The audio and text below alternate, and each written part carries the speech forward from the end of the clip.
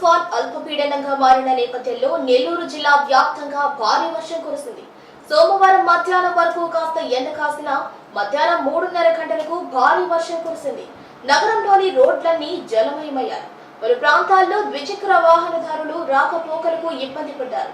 నెల్లూరు చుట్టుపక్కల భారీ వర్షం కురవడంతో రాకపోకలు అస్తవ్యస్తంగా మారాయి. ఫెంగల్ తుఫాన్ అల్పపీడనంగా మారిన నేపథ్యంలోనే ఈ వర్షం కురుస్తుందని ఇప్పటికే ఏపీ విపత్తుల శాఖ ప్రకటించింది. ఫెంగల్ తుఫాన్ అల్పపీడనంగా మారిన నేపథ్యంలో నెల్లూరు జిల్లా వ్యాప్తంగా భారీ వర్షం కురిసింది. సోమవారం మధ్యాహ్నం వరకు కాస్త ఎండ కాసినా మధ్యాహ్నం 3:30 గంటలకు భారీ వర్షం కురిసింది. నగరంలోని రోడ్లన్నీ జలమయమయ్యాయి.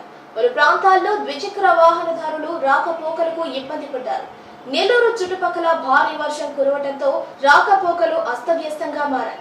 ఫెంగల్ తుఫాన్ అల్పపీడనంగా మారిన నేపథ్యంలోనే ఈ వర్షం కురుస్తుందని ఇప్పటికే ఏపీ విపత్తుల శాఖ ప్రకటించింది.